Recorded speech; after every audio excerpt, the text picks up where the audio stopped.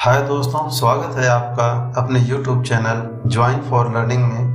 दोस्तों, जैसा कि हमने पिछले वीडियो में आपको बताया था कि निराशा हमें क्यों मिलती है, तो उम्मीद करता हूं कि इस वीडियो से आप लोगों को कुछ ना कुछ ज़रूर सीखने को मिला होगा कि जिसको आप अपने निजी जीवन में, सामाजिक जीवन में, शैक्षिक जीवन में फॉलो करके कुछ अच्छा करेंगे।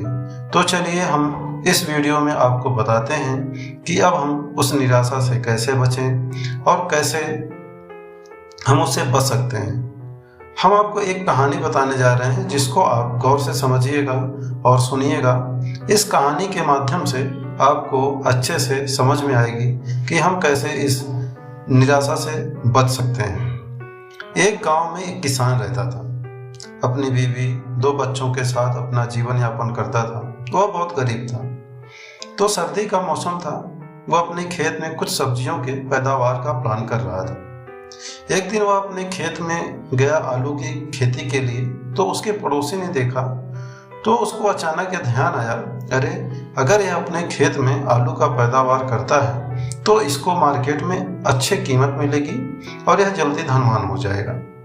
तो आकर तुरंत कहता है कि अरे तुम आलू की खेती करने जा रहे हो, या तो जमीन में चूहे नेवले इसको खा जाएंगे, तुम्हारी फसल अच्छी नहीं होगी, पैदावार अच्छी नहीं होगी और तुम्हारा नुकसान बहुत होगा।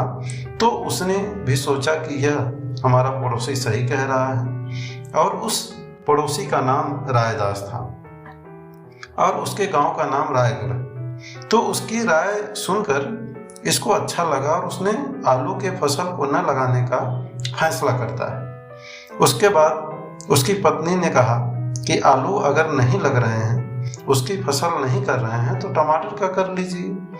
तो दूसरे दिन वह टमाटर की खेती करने के लिए सोचता है। तो फिर से वही रायदास आते हैं, बताते हैं, अरे टमाटर लगाओगे, टमाटर का फसल करोगे तो यह कच्चा सामान होता है। टमाटर जब पैदा होगा तो उसको तुरंत मार्केट में बेचना पड़ेगा, नहीं तो यह खराब हो जाएगा। यह सड़ जाता है तो उससे तुम्हारी लगाई हुई कीमत बर्बाद हो जाएगी। तो यह भी सही है। तो फिर से उसने प्लान बनाया कि अब क्या करें। तो वह प्लान करता है मटर लगाने की। तो कुछ दिन बाद वह अपने खेत में जाता है हरी मटर लगाने के लिए। लेकिन फिर उसका दोस्त रायदास पहुंचता है, कहता है, अरे दोस्त, मटर लगाओगे तो चिड़िया सब खा जाएंगे, तुम्हें कोई फायदा नहीं होगा। ऐसे करते करते उस किसान के 2 महीने बीत जाते हैं और फसल लगाने का जो सीजन होता है वो अभी समाप्त हो जाता है। अब इसकी जो जमीन थी वो बंजर रह गई। अब जो रायदास था उसने चुपके से अपने खेत में पहले से ही आलू का फसल लगा के रखा रहता है। अब वह 2 महीने बाद आलू को ले जा करके मार्केट में बेच के अच्छा मुनाफा कमा लेता है, और यह बेचारे किसान अपने सर पर हाथ रखकर बैठे रहते हैं, कुछ नहीं करते। उनकी जमीन बंजर की बंजर रहती है। तो इस कहानी से दोस्तों यही सीख मिलती है कि कहीं न कहीं हमारी सफलता में रायगढ़ जैसे गांव और रायदास नामक व्यक्ति अगर मिल जाएं, तब तो आपका जीवन बेकार है। ऐसे लोग अक्सर आपको हमेशा मिलेंगे, तो ऐसे लोगों को हमेशा इग्नोर करिए, ऐसे लोगों से हमेशा बचिए। कि आप हमेशा भगवान से यही प्रार्थना करिए कि हे भगवान, रायगढ़ जैसे गांव और रायदास नामक लोग आपको न मिले, ना ही इनकी बातों पर आए।